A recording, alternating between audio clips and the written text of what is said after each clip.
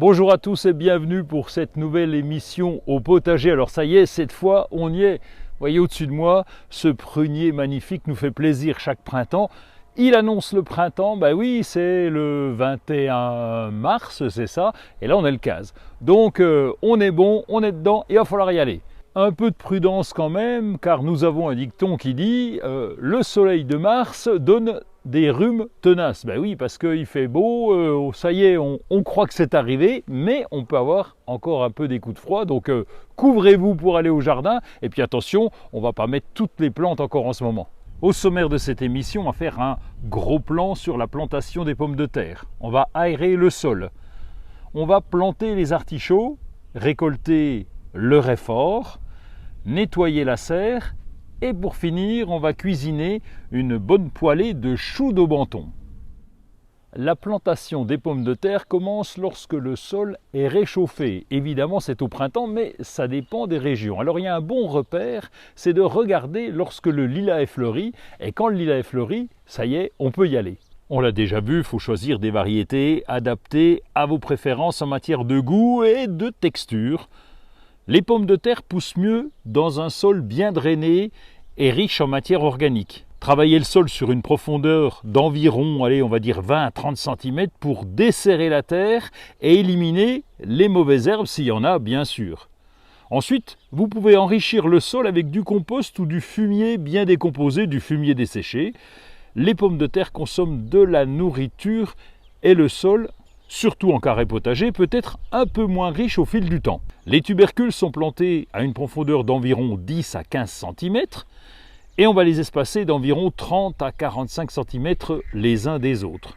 Et si jamais vous faites des rangées, eh bien, vous espacez ces rangées d'environ 60 cm. C'est évidemment une estimation, mais moins on plante serré et plus le plant va se développer correctement. N'oubliez pas le cordeau pour rester bien droit et la petite étiquette pour vous souvenir de la variété. Pendant la saison de croissance, veillez à garder le sol humide, mais jamais détremper. Le plus simple, c'est de pailler autour des pieds pour conserver l'humidité.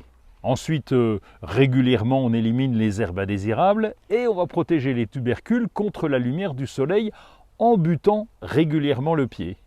Les pommes de terre peuvent être récoltées environ 70 à 120 jours après la plantation, en fonction de la variété et des conditions de croissance évidemment. Les nouvelles, elles se récoltent lorsque les plants commencent à fleurir, là c'est facile comme repère. Alors que les pommes de terre de conservation, celles qu'on va garder plus longtemps, sont récoltées lorsque les plants commencent à jaunir et à faner, là ça se voit aussi.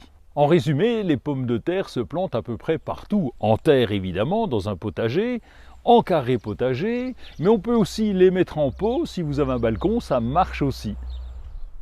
On l'a dit, on l'a redit, le printemps arrive et nous allons avoir du boulot au potager. Mais pour ça, la terre doit être prête. Prête, ça veut dire qu'elle doit être assez meuble pour pouvoir semer ou planter. Par le passé, on retournait la terre avec la bêche. Mais cette technique, elle n'est pas vraiment nécessaire et on peut simplement aérer le sol sans le retourner. C'est plus efficace pour les micro-organismes présents dans la terre et c'est surtout moins fatigant pour le jardinier. Pour aérer la terre, on dispose de plusieurs outils comme l'aérofourche. Alors ça, c'est une fourche à bêcher avec 2 manches, plus facile à utiliser et moins fatigante pour le dos par rapport à une bêche classique. On peut avoir au minimum 3 dents et voire nettement plus en fonction de la marque. On travaille en reculant et on aère le sol pour le rendre beaucoup plus meuble. Il existe un outil un peu plus petit pour les petits espaces, les carrés potagers par exemple, ou pour passer entre les plantes en place. C'est l'aérogriffe. Le principe est exactement le même. Là aussi, vous travaillez avec les 2 mains, donc ça fatigue moins, toujours en reculant pour ne pas piétiner la terre qui vient d'être travaillée. Il y a plusieurs noms d'ailleurs, c'est l'aérogriffe, la rotogriffe puisqu'on fait un mouvement tournant. Dans tous les cas, ça fait un bon exercice et c'est très pratique pour notre futur potager. Vous avez déjà entendu parler de l'artichaut. C'est une plante vivace qui peut se développer de façon conséquente avec des feuilles un peu retombantes qui sont vertes grises sur le dessus et plutôt blanches sur le dessous. Et cet artichaut, eh bien, si vous avez de la place, il faut en prévoir un peu, eh bien, vous allez pouvoir le planter dans votre jardin. Vous savez que quand il pousse après, eh bien, au sommet de ses tiges, c'est là que vont se développer les bourgeons floraux. Et c'est eux qu'on dégustera avant que la fleur ne s'ouvre, la fleur qui est d'ailleurs très jolie, elle est très bleue et elle attire les pollinisateurs. Mais en attendant, on va l'installer en pleine terre. Alors l'artichaut a besoin d'un emplacement en plein soleil. Par contre, la terre, elle va rester fraîche même en hiver. C'est pour ça qu'il est préférable de bien le pailler. C'est mieux de l'installer dans un sol léger, bien drainé et riche en humus parce que c'est une plante assez gourmande. L'idéal, c'est encore d'avoir préparé la terre en automne. On va faire un trou assez gros. Il faut au moins 3 fois le volume du pot lorsque vous plantez le plant, donc 3 fois le volume de la motte de culture. On va ajouter ensuite un terreau enrichi en mélange avec la terre du jardin pour bien l'ameublir. Ensuite, nous allons tasser et nous allons prévoir une cuvette autour du pied. Alors cette cuvette, elle est importante, elle va vous servir au moment de l'arrosage pour que l'eau reste bien au pied de la plante, surtout quand le terrain est légèrement en pente. Ensuite, eh bien, nous allons suivre les arrosages au printemps et même pendant l'été si besoin. Et c'est une plante qui peut durer 3 ou 4 années s'il ne fait pas trop froid, mais ça, on en reparlera. L'artichaut est une plante qui peut prendre vraiment beaucoup d'espace, donc au minimum, prévoyez 1 mètre entre chaque plant, c'est vraiment le minimum. Dans quelques jours, ici, eh bien, nous allons voir apparaître les grandes feuilles du réfort. Le réfort, c'est une plante condimentaire avec, comme je vous le disais, de très grandes feuilles en saison. Et puis, il peut avoir aussi de jolies petites fleurs blanches. Il est de la famille des brassicacées que vous devez connaître puisque c'est la même famille que les choux ou les navets.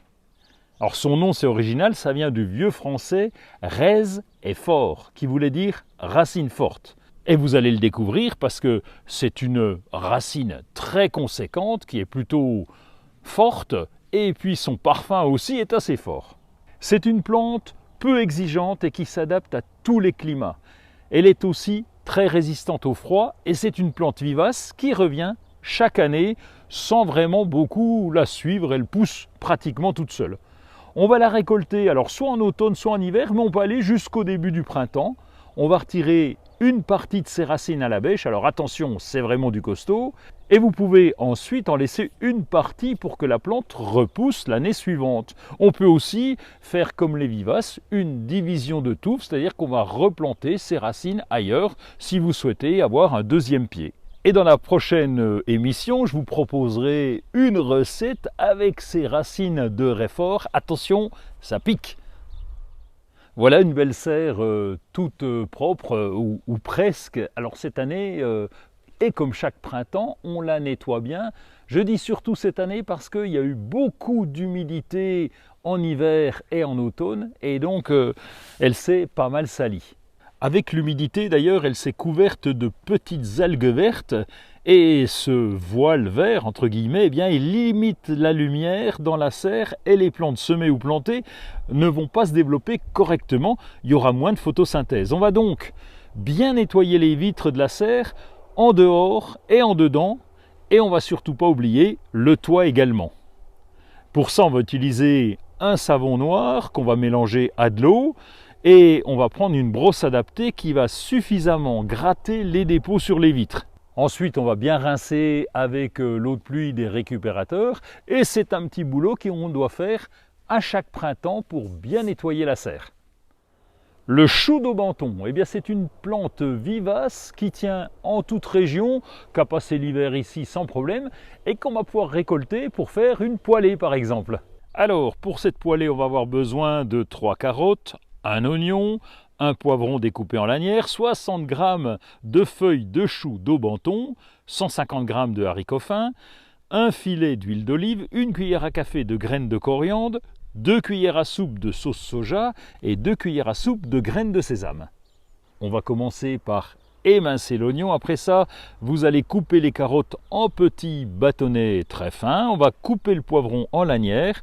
Ici, nous utilisons un poivron du jardin congelé et déjà coupé. Rincez et taillez toutes les feuilles du chou d'Aubenton en lanières Et il va rester à couper les haricots fins en tronçons de 2 cm de long. Dans la poêle, on va verser l'huile d'olive, ajouter l'oignon émincé et laisser cuire une fois les oignons bien dorés. Vous allez verser les légumes, les carottes, les poivrons, le chou de menton et les haricots. Mélangez bien ensuite et ajoutez les graines de coriandre et la sauce soja. Laissez cuire pendant au moins 10 minutes à feu doux. On finit en saupoudrant le tout avec des graines de sésame et vous dégustez chaud bien sûr. On arrive à la fin de cette émission, j'espère que vous avez picoré quelques idées de façon à les appliquer chez vous, dans votre potager. Dans tous les cas, faites votre potager parce que ça maintient en forme. Vous savez que c'est pratiquement un sport de haut niveau quand on le pratique régulièrement. On se retrouvera, nous, fin mars, début avril, dans 15 jours pour la prochaine émission. Et là, on aura eu le temps de bosser, de planter, de semer, enfin bref, bon potager à tous.